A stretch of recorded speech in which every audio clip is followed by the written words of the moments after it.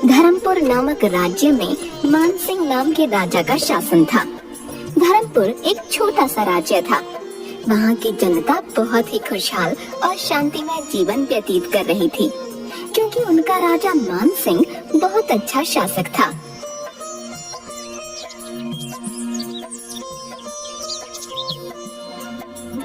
उनके शासन में राज्य में किसी भी तरह का दंगा फसाद या चोरी नहीं होती थी। यदि कहीं किसी बात पर लड़ाई झगड़ा हो भी जाता तो राजा अपनी जनता की बात सुनता और उचित न्याय करता। वहाँ की जनता अपने राजा से बहुत खुश थी, क्योंकि वह अपनी जनता का बहुत ध्यान रखते थे और छोटे से छोटे व्यक्ति की समस्या भी सुनकर उसका हल निकालते थे।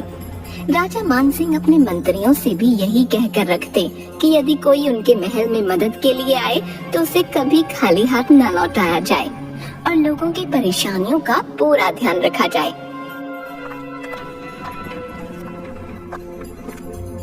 देखिए मंत्री जी, अभी तो हमारे शासन में सब कुछ ठीक ठाक चल रहा है। आप पूरा ध्यान रखिएगा, राज्य में किसी भी व्यक्ति को किसी भी तरह की कोई परेशानी ना हो। राजा जी, आपके कहे अनुसार मैंने अपने सभी व्यक्तियों को पूरे निर्देश दिए हुए हैं। यदि हमारे राज्य में किसी को कोई भी समस्या होती है तो वो लोग उसका समाधान करने की पूरी कोशिश करते हैं। आप बिल्कुल बेफिक्र रहें। मानसिंह की 2 रानियां थीं। बड़ी रानी से उनकी कोई भी संतान नहीं थी। संतान की चाह में राजा ने दूसरा विवाह किया था। छोटी रानी से उनके एक पुत्र था। काफी वर्षों के इंतजार के बाद राजा मानसिंह को संतान की प्राप्ति हुई थी। अपने पुत्र का नाम उन्होंने युवराज रखा। युवराज अपने माँ बाप का बहुत ही लाडला बेटा था। राजा और रानी अपने पुत्र युवराज का बहुत ज्यादा ध्यान रखते थे और उसे बहुत प्यार करते थे। युवराज अब 10 वर्ष के हो गए, परंतु राजा मानसिंह अपने पुत्र के व्यवहार और उसकी तबीयत को लेकर बहुत चिंतित रहते। वे लोग युवराज की छोटी से छोटी चीज का भी बहुत ध्यान रखते, परंतु युवराज और बच्चों की तरह नहीं था। अक्सर बीमार और बुझा बुझा सा रहता था। राजा के पास सभी सुख सुविधाएं और खुशहाल प्रजा थी, परंतु अपने बेटे की चिंता उन्हें बहुत परेशान करती रहती थी। राजा अपनी छोटी रानी से कहते हैं, देखो, राजकुमार 10 साल का हो गया है, परंतु और बच्चों की तरह वो कभी हंसता बोलता नहीं है और अक्सर बीमार भी रहता है। मैंने उसे कभी हंसते खेलते नहीं देखा। हमने कितने ही यत्न किए हैं, बड़े से बड़े वैद्य को भी दिखा दिया, परंतु ये ठीक ही नहीं हो पा रहा। युवराज हमारा इकलौता पुत्र है और आगे हमारी गद्दी का वारिस। मुझे दिन रात यही चिंता सताती है, ये इस गद्दी के काबिल भी बन पाएगा या नहीं। मैं भी उसकी हर चीज का बहुत ध्यान रखती हूँ। हमने उसकी परवरिश में कोई कमी नहीं रखी, परंतु न जाने उसे क्या बीमारी है।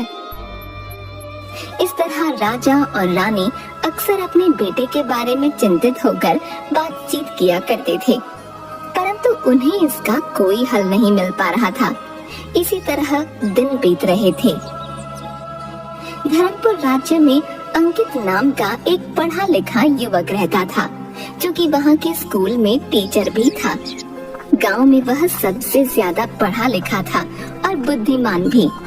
उसकी बुद्धिमत्ता का सारे राज्य में चर्चा था। किसी को भी कोई समस्या आ जाती तो वह लोग अंकित से मशवरा लेते। अंकित की बुद्धिमानी के चर्चे राजा के महल तक भी पहुँचे। राजा को अक्सर परेशान देख मंत्री ने उससे कहा, राजा जी, गुस्ताखी माफ हो तो एक बात कहूँ?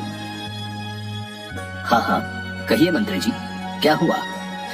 आप इतने अच्छे शासक हैं और बहुत अच्छे इंसान हैं। प्रजा का इतना ध्यान रखते हैं कि किसी को आपसे कोई भी शिकायत नहीं, परंतु अपने पुत्र के बारे में आपको चिंतित देखकर मुझे बहुत बुरा लगता है। यदि आप मेरी राय माने तो हमारे राज्य के सबसे पढ़े लिखे व्यक्ति अंकित से इस बारे में सलाह लें। वो काफी बुद्धिमान और पढ़ा लिखा लड़का है। युवराज को जो भी बीमारी है वो किसी वैद्य को तो समझ में आई नहीं। क्यों ना हम उससे भी बात करके मशवरा ले लें। राजा को मंत्री की बात ठीक लगी। उन्होंने सोचा, आखिर कितना कुछ कर लिया तो यह भी करके देख लेते हैं।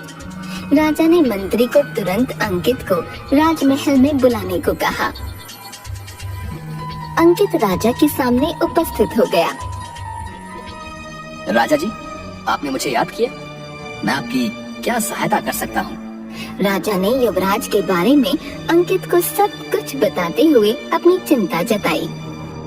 हमने अपने बेटे की परवरिश में किसी तरह की कोई कमी नहीं रखी। बड़े से बड़े वैद्य को दिखा दिया, उसके आगे हर चीज लाकर रख दी, परंतु वो उदास और बीमार ही रहता है। हमें तो उसकी समस्या समझ नहीं आ रही।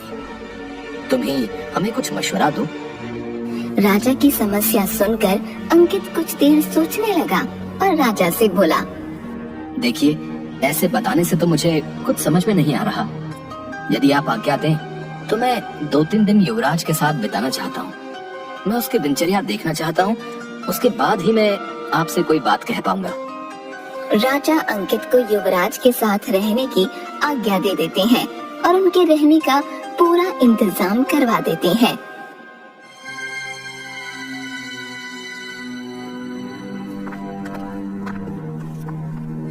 अंकित युवराज से बात करता है और उससे उसके बारे में जानने की कोशिश करता है। भैया, मुझे पेड़ पौधे, झरने, नदियाँ बहुत पसंद हैं। मुझे खुले में घूमना और अपने बराबर के दोस्तों के साथ खेलना बहुत पसंद है। राजमहल के माली का बेटा मेरा बहुत अच्छा दोस्त था, परंतु पिताजी ने मुझे एक दिन उसके साथ खेलते हुए देख लिया तो उसको राजमहल में आने से मना कर दिया और मुझे भी उससे बात करने को मना कर दिया। मेरा बहुत मन चाहता है कि मैं भी और बच्चों की तरह स्कूल में जाकर पढ़ाई करूं और अपने दोस्तों के साथ खेलूं, परंतु पिताजी ने तो मेरे आगे पीछे सैनिक तैनात किए हुए हैं। वह मुझे किसी से भी बात नहीं करने देते और पढ़ाई भी गुरुजी मुझे यहीं आकर करवाते हैं। मुझे जरा भी अच्छा नहीं लगता सारा दिन राजमहल में बंद रहना। इस तरह अंकित पूरा दिन युवराज के साथ बिताता है और उससे उसकी पसंद और नापसंद जानता है। युवराज की सारी बातें सुनने के बाद अंकित को समझ आ जाता है। युवराज अपनी उम्र के बच्चों के साथ पढ़ना और खेलना चाहता है। 2 दिन युवराज के साथ रहने के बाद अंकित राजा से मिलता है और राजा से कहता है, राजा जी, मुझे युवराज की परेशानी समझ आ गई है। आप एक राजा और पिता होने के नाते उसका बहुत ज्यादा ध्यान रखते हैं। उसे कहीं अकेले नहीं आने जाने देते। उसकी शिक्षा भी घर पर ही हो रही है, परंतु युवराज अभी बहुत छोटे हैं। वो अभी अपनी बाल्यावस्था में है और बचपन में बच्चा बच्चों की तरह ही सोचेगा।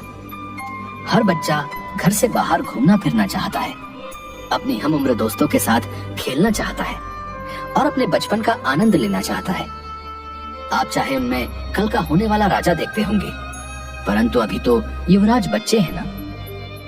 उन्हें आपकी ये सब बातें नहीं समझ आ रही होंगी। मैं कुछ समझ नहीं पा रहा, तुम क्या कहना चाह रहे हो? हम तो उसके मांगने से पहले ही हर चीज उसके आगे प्रस्तुत कर देते हैं और उसको अपनी जान से भी ज्यादा संभाल कर रखते हैं। बस यही तो परेशानी है, इसी कारण वो खुश नहीं रह पाते। बचपन में यदि बच्चा बेफिक्री और आजादी से घूमेगा नहीं, दोस्तों के साथ खेलेगा नहीं, तो वो खुश कैसे रहेगा भला? वो एक बंद कमरे में बंद होकर कैसे खुश रह सकता है? आपको यदि मेरी बात समझनी है तो आप युवराज को मेरे साथ भेज दें।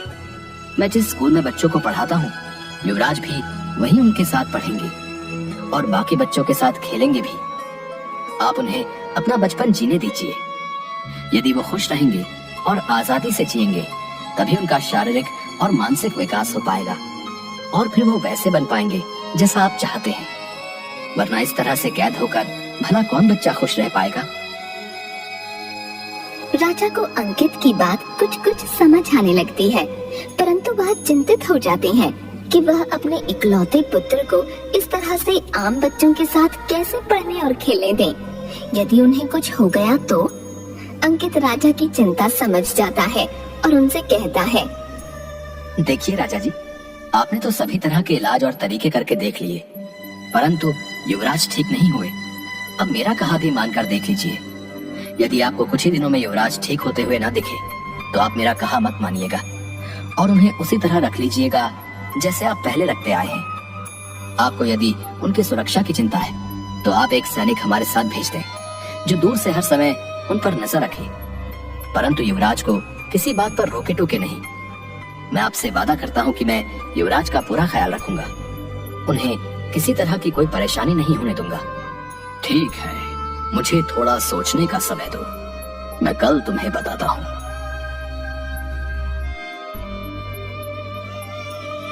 राजा अपनी छोटी रानी से इस बारे में विचार विमर्श करते हैं और उनसे उनकी सलाह पूछते हैं। देखिए राजा जी, वह लड़का ठीक ही कह रहा है।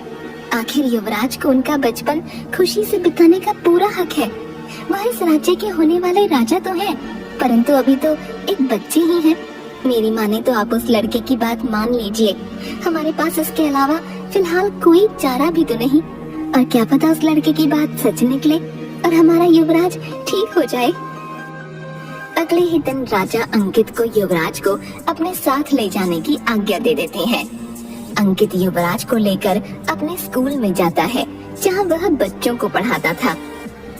बेटा युवराज, आज से यही तुम्हारा स्कूल है और तुम यही सब बच्चों के साथ पढ़ोगे। ये सब तुम्हारे दोस्त हैं, तुम इनसे दोस्ती करो और स्कूल के बाद इनके साथ खेलना भी। अरे, यदि मैं इन लोगों के साथ खेला तो पिताजी बहुत नाराज होंगे। ऐसा कुछ नहीं होगा, तुम मेरे स्कूल में हो और जब तक तुम मेरे साथ हो तुम्हें कोई कुछ नहीं कहेगा। युवराज बाकी बच्चों के साथ बैठकर पढ़ाई शुरू कर देते हैं और स्कूल के बाद बाकी बच्चों के साथ खेलने लगते हैं। युवराज को यह सब करते हुए अंकित गौर से देखता है और महसूस करता है कि युवराज बहुत खुश है। वह बिल्कुल एक साधारण बच्चे की तरह ही हंसी खुशी खेल रहे थे। स्कूल के बाद युवराज अपने राजमहल में वापस आ जाते हैं और अपने माता पिता के पास दौड़ते हुए जाते हैं। युवराज खुशी खुशी बोलता है, पिताजी, माँ देखिए, हम स्कूल से आ गए। आज हमें पढ़ने में बहुत मजा आया और हमने बहुत से नए दोस्त भी बनाए। आज हम बहुत खेले। कितने समय के बाद आज हमें सब कुछ बहुत अच्छा लग रहा है। माँ, हमें जल्दी से खाना दे दीजिए, हमें बहुत तेज भूख लगी है। ये कहते कहते युवराज अपने कमरे की तरफ दौड़ जाते हैं। युवराज को ऐसा व्यवहार करते देख राजा और रानी की आंखों में आंसू आ जाते हैं। युवराज को इस तरह से खुश और हंसता हुआ देखने के लिए वह तरस गए थे। आज उसे ऐसे देखकर दोनों की चिंता समाप्त हो जाती है। बस फिर युवराज रोजाना इसी तरह स्कूल जाते हैं और पढ़ाई करने के बाद अपने दोस्तों के साथ खूब खेलते हैं। उसके बाद में घर वापस आ जाते हैं। अब यही उनकी दिनचर्या थी। अब युवराज के व्यवहार में काफी सुधार आ गया था। वह भी आम बच्चों की तरह ही हंसने, खेलने और खुश रहने लगे थे। राजा ने अंकित को बुलाया और उससे कहा, तुम्हारा बहुत बहुत शुक्रिया।